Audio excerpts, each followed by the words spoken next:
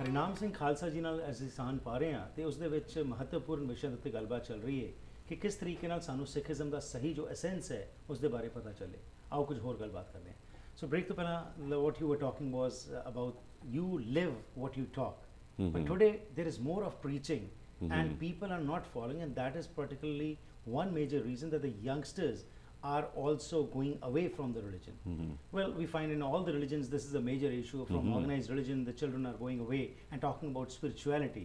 But Sikhism is basically, the base was spirituality, but we hardly find anybody talking about spirituality. And as you said, you know, different groups talking about do this, do that, but not getting the essence of what that life should be. And that's quite strange that in Canada also, such a beautiful country with the highest heart attacks to us, that's right, depression, yes, and tension and what not. Despite having everything, we are not happy. Whereas the gurus, when you talk about the Chardi Kala concept, that was it, to be happy in every way and to accept as life comes to us. So seeing all this, what is your recommendation, especially to the youth, how we can bring them back or how we can present to them? Because we always blame it on the youngsters, but because it's our own fault and we are not accepting it, and that's why they're going astray. There's a gap. There's a gap between, I'd say, the older generations like us or me, and the younger generation. That gap exists, of course, in every society that we live in. And we have to be able to bridge that gap. And, you know, many of the young people say to me, you know, they love going to Gurdwara, but then the speeches happen in Punjabi and they understand, but, you know, it's not inspiring them. We have to inspire a new generation, right?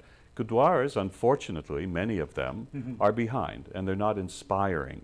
You know, they may have Gurmat classes and Punjabi classes and this and that, but they're not inspiring. Right.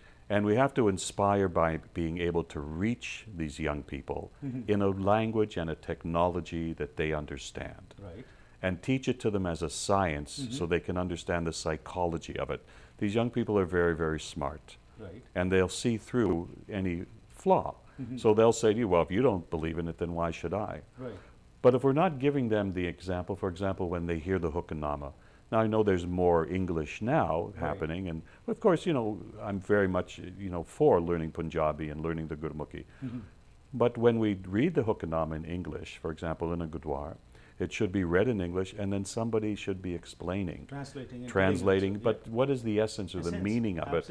Because every Hukamnama is an order, and there's such beauty in it. And I read first in English, Siddhi Guru Granth Sahib, and then, of course, read in Gurmukhi, and spent these years studying and continue to study.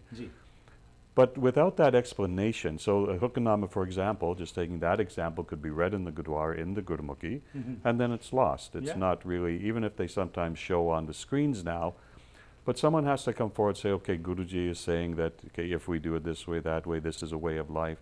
And that inspiration has to be there. And it's our responsibility to give that inspiration. That's why, you know, I work tirelessly at my own expense to be able to help inspire, and I'm always inspired. Why? Because I practice it. I trust in it. I believe it. I use it as my guidepost. Doesn't mean everything I do is correct, but what is life? It's a trial, it's a challenge to triumph. It's a test to triumph.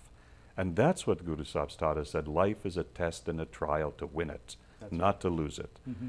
So that strength and that purpose that I see that is within you, because look at me, I could have chosen, I could become Hindu, Buddha, this, that, serve any Sanghat I want or community that I want. What drew me to you? And something very deep inside of me said, I want to serve in this community. I want to be part of this Sanghat. Why? Maybe past life, who can say? But it's given me such a breath of life and such an opportunity to work in ways which, you know, you can't even say, right? So to me, I cry when I see the tragedy, and we go to the Sanghats and I see the depression, I see the problems that we have, I see our youth turning away from it and not getting the benefit.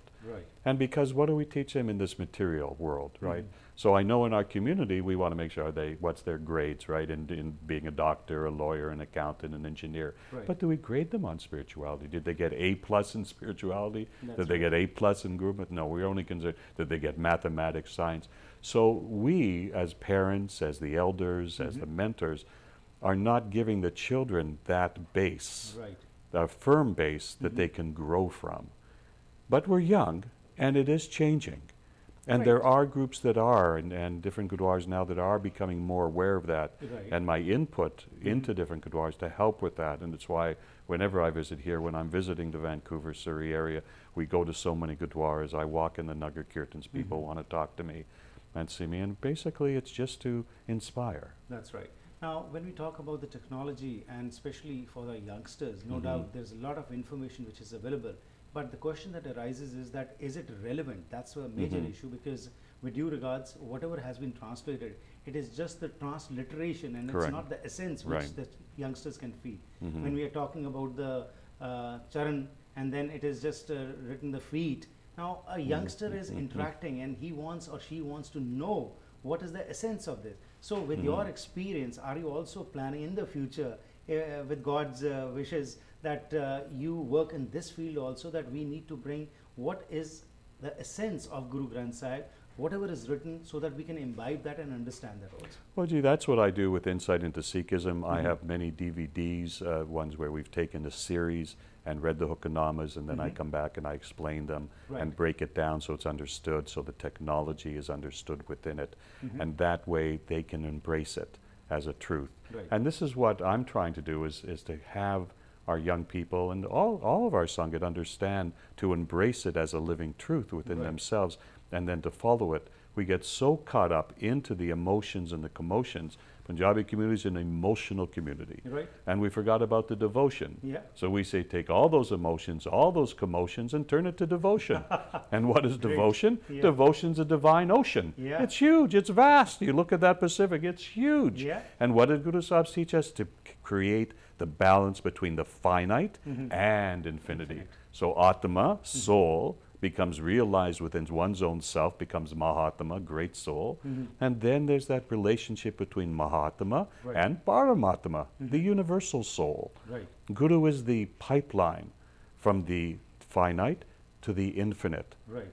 And when we can ride that pipeline, which is the technology of Gurbani and Shabad Guru, and we ride that pipeline to our infinity, then we become vast within our own individual selves. And to me, our Gurus taught us to be vast. Guru Gobind Singh Ji gave us a legacy of being vast unto ourselves. When he gave Guru Gadi of Sri Guru Granth Sahib, right? He said, every individual is sovereign unto Sri Guru Granth. That we have that relationship, so we can experience our vastness.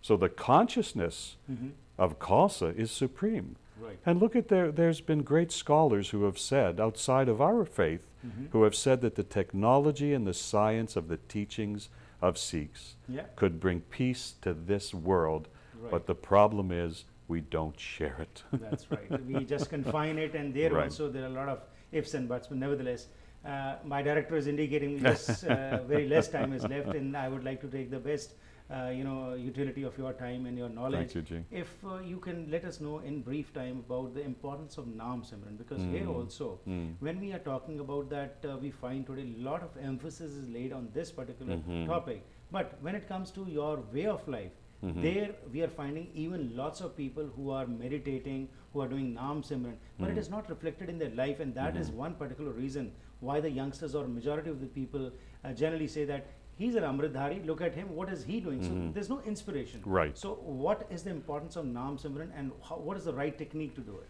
Nam Simran is the most beautiful thing you can do. We teach English people Satnam Vaheguru. They like it better than we like it, you know. I embraced it. It's the best stress management tool that exists in this planet. You want to release stress, you want to let go of tension in your body. You see, if our physical body, we look, Guru's taught the Trinity, body, mind, spirit. Right. Right? So body has to be relaxed, mind has to be stimulated, and spirit needs to be exalted. Right. Right? Nam Simran, the vibration of that, because the science of meditation, especially through Nam Simran, is to release and clean the subconscious and unconscious mind so you have clarity of thought. Right. Every day we do things. If you took on a piece of paper everything you wrote today, you did today, everything you did tomorrow, everything the next day, eventually there's no place on that paper to write. Right. So why do we get up early in the morning, Amrit Vela, to do that Nam Simran? So it's like we wash it clean. And we have today, we do everything we do. Tomorrow morning, we wash it clean. We have a new day fresh. Right. So Nam Simran, the power of Nam Simran, of the meditative mind itself, because Guru Sahib didn't teach just, meditate. They wanted us to develop a meditative way of thinking so that everything we do is in line with that meditative thinking, business, life, families, whatever it has to be. It never leaves us, right? So one has to learn to sit in their stillness. Today, meditation is the biggest thing on this planet. Everybody wants to meditate.